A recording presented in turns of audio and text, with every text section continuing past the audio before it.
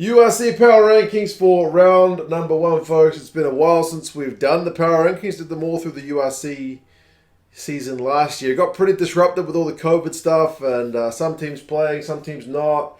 A bit of a split between Europe and South Africa. But we're going to go through the Power Rankings for the new season. Have carried some of the stuff, the data, over from last season to this, just to kind of give some teams a slight head start or a slight handicap, basically. So teams who did poorly last season are already marked down, and teams who did well last season are already marked a little bit up. But we'll go through them. Hopefully over the course of the season they will kind of show us the trends of which teams are in form. Like sometimes teams might have an easy run to start with, clock up a bunch of wins, so they're really high up on the log, but in actual fact, maybe they are not as strong as the table would suggest. That's the idea behind the Power Rankings. Never perfect, but we'll go through them, and you guys can let us know your thoughts anyway. I should say, if you guys are in the States and you want to watch the URC, Flow Rugby, down in the description. Rugby Championship, they got the November test, they got URC, Top 14, loads of rugby on Flow. Dragons, I still haven't updated your logo, I'm sorry, but you're in 16th. 44 points to 6, the Dragons lost to Edinburgh. Away from home, admittedly, and they had a 6-0 lead. The game was relatively close at halftime, but it seems to be a bit of a second half capitulation for the Dragons, which is pretty disappointing. They had a bad year last year. It's not the best way to get things started. Like looking at all the results just on paper, I know the first half, as I said, was relatively close, but that's the biggest margin of the week. So, pretty disappointing from the Dragons, guys. They're home to Munster next, so it doesn't get any easier, although I'm not sure how many of the Munster's first team guys will be back for that second round clash. Glasgow, I seem to remember, didn't finish the season that well last year. That's what my sheet said anyway from last year. It's been a while since I've gone to double check. I know they made the knockout stages, didn't kind of progress further than that, but Glasgow got beaten by Benetton, and Benetton were genuinely quite poor last year, but Benetton were pretty comfortable winners over Glasgow. I reviewed that game if you guys haven't seen it, because I did watch that one. It was the first game of the season.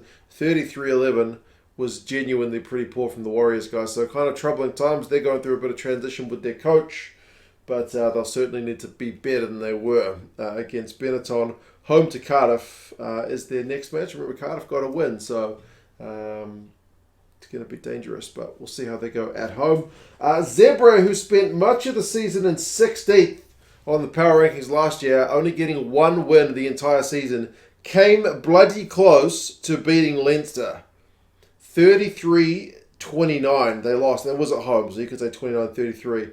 Goodness me, I mean, they had a big deficit early, but they scored some crazy tries. Like cross kicks and then 1v1 tackle busts. It was a crazy, crazy game in their new kit, which is blue. But, man, that's a losing bonus point. So, credit to the Zebre boys. I know Leinster without a number of big guns as well, but still, goodness me, bloody close. So, I feel bad to mark them down. They already had a bit of a handicap from last year, but, 14th for Zebre. So, none from one. They are home to the Sharks. So, two of the top teams to start their run. See what I mean about some teams getting a tough draw? But anyway, first South African team is the Lions down there in 12th spot. They got beaten at home by the Bulls. Remember, the Bulls made the final, so the Bulls are a pretty tidy outfit. But the Lions seem to get, from what I've seen, I didn't see the whole game, but kind of dominated up front. The Lions scored a maul try of their own, but that big Bulls pack just seemed to be monstering them at times. So 31-15 is not the best look at home. They didn't have that much of a crowd either. I'm not sure if it was just the camera angle or people were sitting not in the sun, which is the side that was facing the camera. But anyway, not an ideal one for a local rivalry as well. You'd like to think with Joburg and Pretoria not being that far from each other, that people would get across to start the season, but it is what it is. And now the Lions are on the road away to the Ospreys. So we'll see how well the South African teams are able to travel. Remember, with their Springboks players still not available. That's your bottom row. Next row starts off with Connacht over here in 12th, the first of the four Irish teams. Connacht, kind of like the Dragons, but not quite as bad. Got a wee bit of a hiding away from home. At least they managed to get a try, one quite nice try in the second half, and it was relatively low scoring in the first. But I mean, the Ulster guys, yeah, they put on some points for them. So Connacht, yeah, they shipped a lot of points last season. So shipping 36 points, it's going to be hard to win games if you're shipping that many, but Ulster away from home was always going to be a tough place to go to start the season. And now they're away to the Stormers. Just a trip to the reigning champions. At least they've got a 1 week head start on the Stormers who haven't played, so maybe that's an advantage. But anyway, Munster I've got down here in 11th. Remember, early on, the power rankings are going to be all over the shop because we've only got one round of games to go by, and Munster lost, so it's hard to put them above teams who won. They were without a bunch of guys for their away trip to Cardiff. And remember, Cardiff had some of their big guns playing, but they were still just pretty disappointing, eh? It was a bit kind of uncharacteristic. It still just seemed very rusty from the Munster guys. Like, passes just not going to hand, balls just getting chucked into the grass or dropped or whatever. It was, it was pretty disappointing. So down in 11th, they're away to the Dragons next, so neither side had a great opening round. They'll be looking to bounce back. It was 20 points to 13, so they could have potentially pinched a draw at the death, but not able to get it done. First loss to Cardiff in like 4 years. And then I got these two, Scarlets and the Ospreys. The two best of the Welsh teams last year still missed out on the playoffs and they had a draw. They had a draw at Parker Scarlets, 23 points apiece. The Ospreys getting that one done with the last play of the game and a clutch conversion to even things up. So pretty crazy game. Swung both ways. You saw, what's his name? Justin Tipuric back in action. That's a bit of good news. Putting a big kick, but yeah, good win. Not good win. Good draw, I guess, for the Ospreys boys, seeing as they were down when the clock went into the red. So yeah, interesting way to start their season. The Scarlets are home to Ulster, so that's going to be tough. And as I mentioned, the Lions will be visiting the Ospreys. So we'll see if they're able to get a win, either of those sides in their second game. Top half, we start with Cardiff, who were pretty bad last year. Cardiff were genuinely quite bad. Yeah, they had like moments of brilliance, then followed by rubbish. They were a tough team to watch. I know they had. It was a disruptive season for everyone. I remember Cardiff a couple of times in Europe fielding a crazy mixed team, so it was a tough year. But they've started this season well. I mean, apart from Liam Williams getting injured, which is seemingly a pretty long-term one, it was a good start. I mean, Talupe Faletau and his return to Wales looked pretty bloody good, man. That guy is immense. So, yeah, man, 20 points to 13 win. As I said, first win over Munster in 4 years. Happy days. Good way to start the season. They are away to Glasgow. So, can they do it on the road? Will be a good question.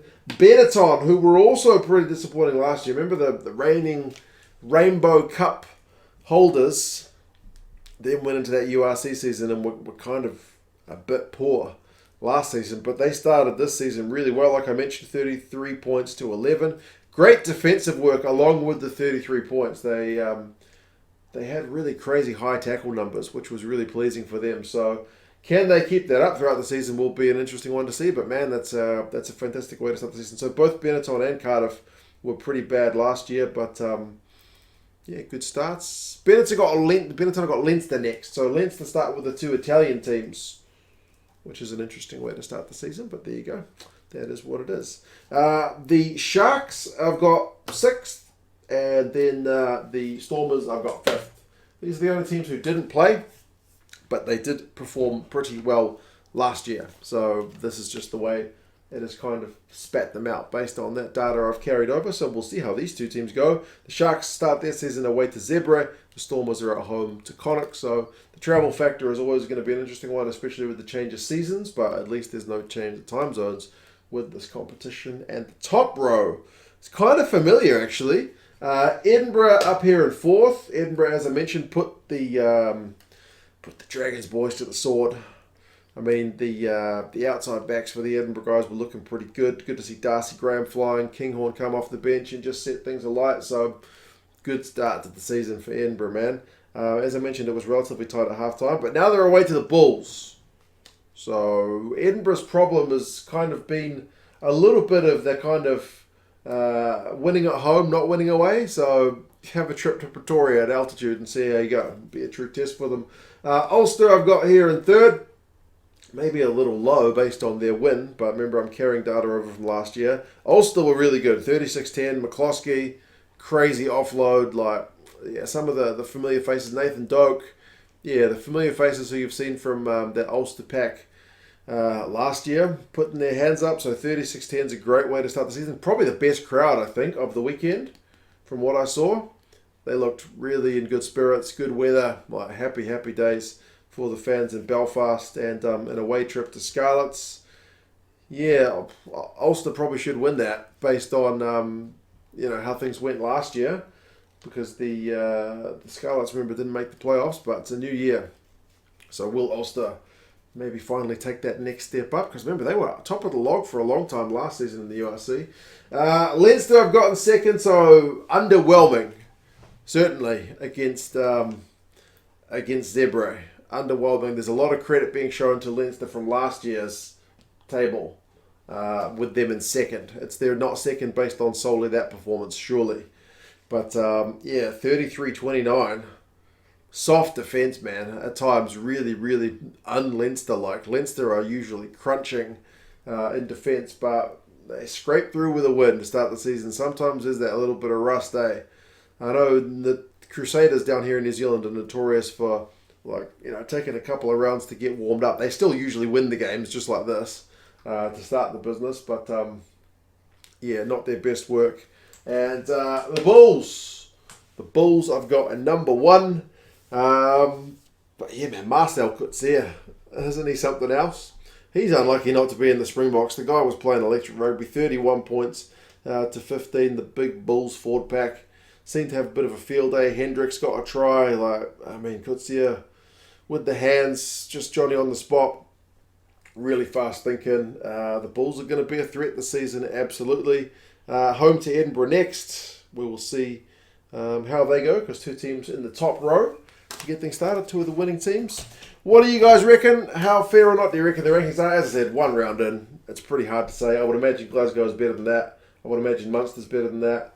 The Lions certainly finished the season better than this, but there's still a lot of rugby to be played. Cardiff and Benetton, only one game in, may find things a bit more difficult as the season goes on, but hey, as I said, it's a new season, and we will likely see some teams not meet those same markers they set last year, and some teams will take a step up. But anyway, you guys let us know your thoughts. Who are your favourites for the URC this season?